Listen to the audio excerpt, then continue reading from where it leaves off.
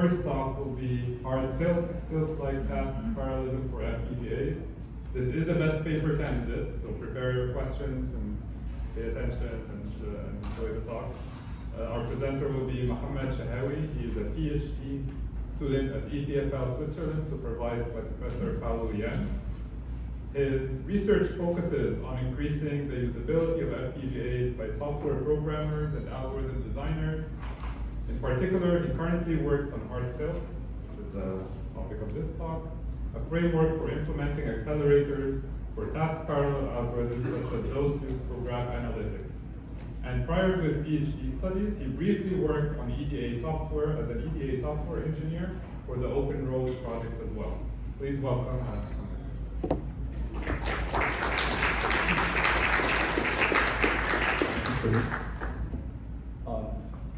you can hear me, right?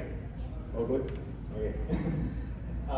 So, welcome to today's presentation. So in parallelism, you're probably familiar with instruction-level parallelism, which is utilized in modern CPUs and also in high-level synthesis compilers, and data-level parallelism, which is kind of currently dominated by GPUs in a way. But what about task-level parallelism?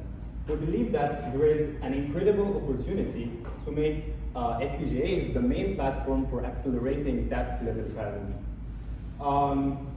So today I'm introducing HardCilk, which represents a complete solution to run any arbitrary task parallel application on hardware. So first of all, let's take a quick look about what is task-level parallelism through a simple example. We have here a recursion tree, which could represent the exploration of some graph, for instance.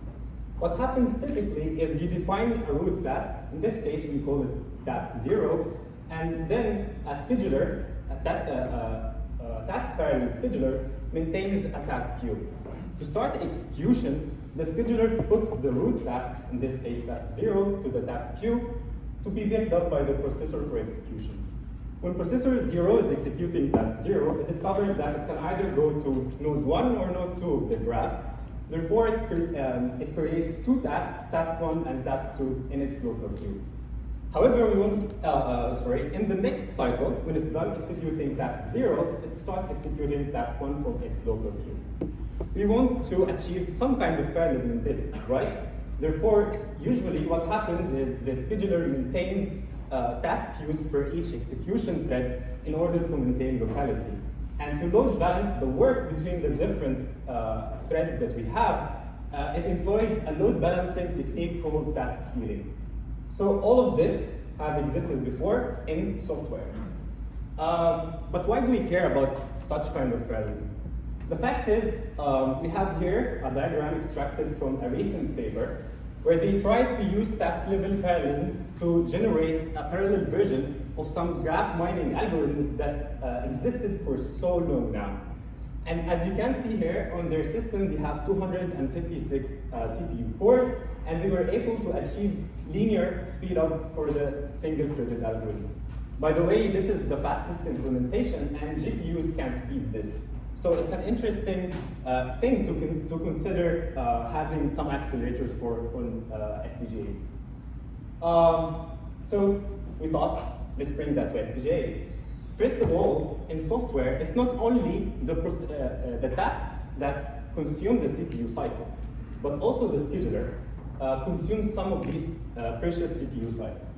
Also, scalability in software is limited due to the small number of general purpose cores. You know, we live in Switzerland, it's all about the Swiss knives, but sometimes you can just use a small screwdriver for a specific task that you want.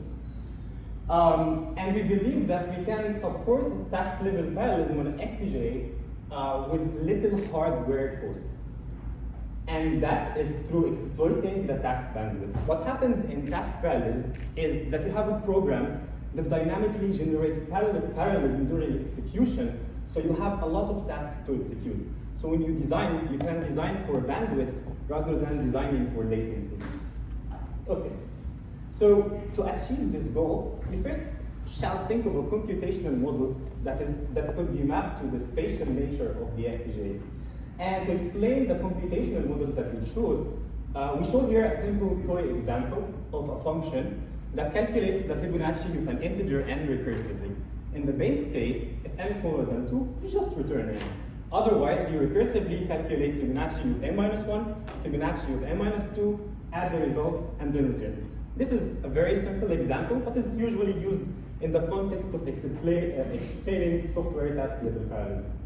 So here, if you look closely, you'll find fib of n minus 1 and n minus 2 is totally independent, and therefore could be executed in parallel if you have enough cores. We inform the software scheduler using the keyword spawn of that exactly. Now to move on and compute the value of sum, you might have a wrong sum because x and y are not ready yet. Therefore, you need to wait or block. Now, if you block and you want to implement such function in FPGA, you need to have a processing element capable of doing context switching. Otherwise, you would run into a deadlock, right? Because you have a limited number of processing elements. Therefore, we opt out to another, this. Okay, so this type of writing the algorithm is implicit and it's intuitive more to represent the task management. However, it's not convenient to map to hardware. Told you why. So we opt out to another programming technique that also existed before that was introduced by Cilk. Cilk is a pretty, one of the first frameworks that introduced task level parallelism in software. And it uses a technique called explicit continuation passing. The code that you see here is equivalent to the code that we've seen in the previous slide. Now we see some kind of a skeleton for the code. Let's focus on the base case. If n is smaller than 2, we return n. This return is called an implicit return, right? So in the Cilk world, this return is replaced by another keyword called send argument. And in this case, send argument says the following to the scheduler. Please go put the value of n to the placeholder pointed at by k. And these pointers in the Cilk world are called continuations. Now, in the else statement, you can see here that we spawn fib of n minus 1, n minus 2, and the function terminates, so it's not blocking. However, how to get the results of these functions?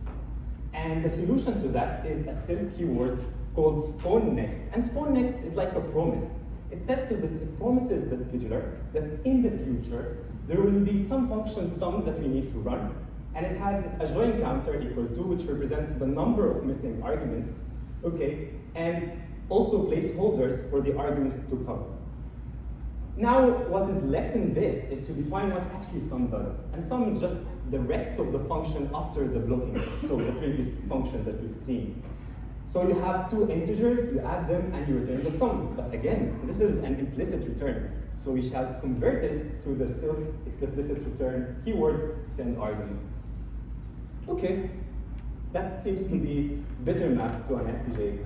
In a way, we extract different features from this code and feed it to our architectural generator, and it automatically generates the circuit that traps your processing elements and supports such kind of parallelism on an FPGA.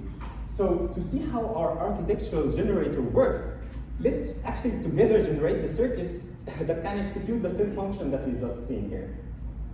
Okay, so you have your processing elements. You can write it in your favorite shellist tool, or even if you want to optimize, you can write RTL for them.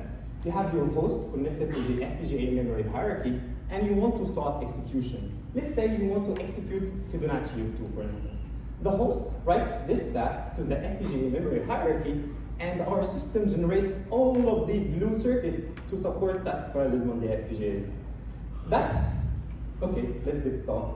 The first thing is a component which we call the scheduler. In this case, the scheduler is specialized for tasks of type fib. It takes that root task that was written to the memory and then connects it directly to the corresponding processing elements for execution. But you remember in the code, you also needed to spawn new tasks during execution, yes? And for that, we provide another connection to the scheduler, allowing those big processing elements to create new tasks. Okay.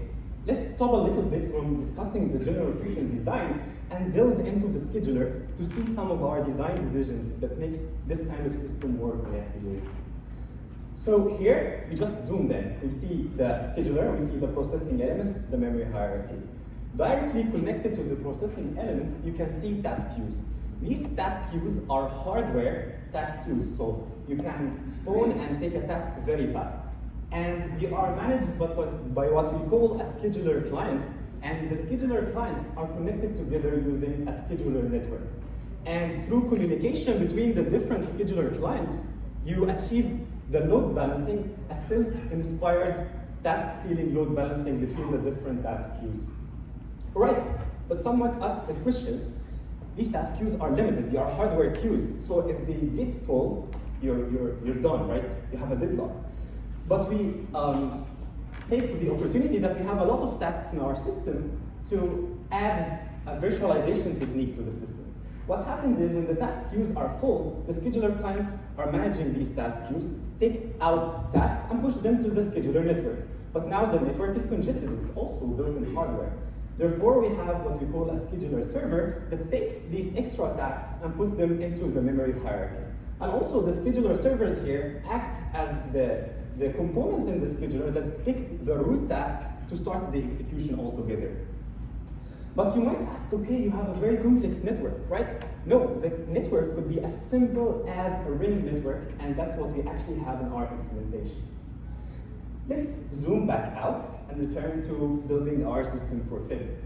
In this case, we also want our FIB processing elements to create what we call the promises using the spawn next. And the promise is just an in-memory task descriptor. For that, we provide a component we call descriptor allocator, specialized for tasks of type sum, which provides pre-allocated addresses of task descriptors to the processing elements to issue a spawn next. What is next is to send an argument to explicitly return. So the processing element generated the argument x. The first part is to actually send the argument by writing the data directly to the memory, and the second part is to informing someone, we call it the argument modifier, to atomically manage the counter that you see in the task descriptor to make sure that when all the different arguments are available, now the counter is 0. But now we have already some task, right? You want to put it to the processing elements to be executed. And in that case, the argument modifier performs the second task by pulling out the ready sum tasks to a specialized scheduler for tasks of type sum and pass them to the corresponding processing elements. So as you can see, all of the glow code and all the circuitry around the processing elements are automatically generated for you with the standard interfaces all around them. All right, so now we have the system. So let's move on to the evaluation. This system wouldn't be successful except if you have some kind of linear hardware scalability. i.e., we look on the graph on the right here, you can see it. As we increase the number of supported processing elements, the hardware utilization is just increases linearly.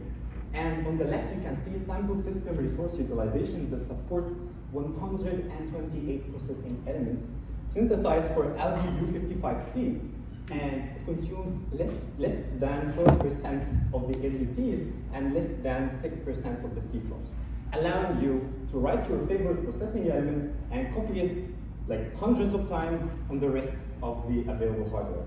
Okay. The second part is to evaluate the scalability or the performance of the scheduler. To do that, we designed 3 different benchmarks inspired by the benchmark used to evaluate Cilk, and we designed them to stress test the different components that we've shown in our architecture, which is better than, I don't know, using some kind of an existing benchmark, because these targets actually to make the system fail in a sense. And we compare it with OpenCilk in software running on a 28-core CPU. We can see 2 interesting things for the OpenCilk run. It scales linearly up to 28 execution threads. However, beyond that, the scalability becomes sublinear. And that's because the processing elements are fighting for the CPU cycles, right? Makes sense. And also, it never touches the perfect linear scalability line. That's because we mentioned before that the scheduler itself also consumes some of the CPU cycles. Therefore, it's not always the tasks executing. However, for HardCilk and up to 128 processing elements, you can see that we achieve perfect linear scalability. And the reason behind that is that you already paid the cost of task management in terms of the cheap hardware components generated by our system. beyond that and up to 256 processing elements, the scalability gets a little bit away from the perfect linear line. However, it's still scalable. We might attribute that to the latency of the ring network that starts to appear when we increase the number of processing elements. All right, so lastly, it's like one interesting point in this paper is the virtualization that we have. You can say, oh, but this link between the scheduler server and the memory hierarchy would kill your system efficiency, right? It might have very low latency. So we did an experiment to test that, and we utilized the fact that we could have parallel scheduler servers that manage the task scheduler network in parallel. And in that design, we have these nice results. We vary the number of scheduler servers that we have in our system, and we vary the memory latency of the link that you see here between 35 cycles and quadrupling that to 140 cycles.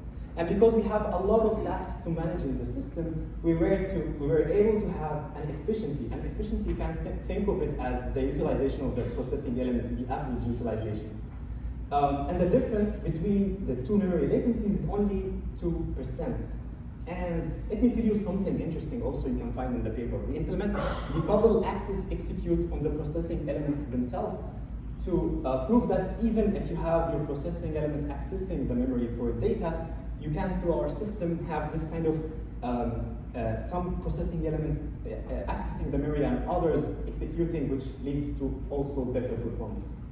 So finally, today I presented to you HardCilk. It's an open source architectural generator for task parallel accelerators, providing a complete solution to support any arbitrary task parallel application on your FPGA. Thank you.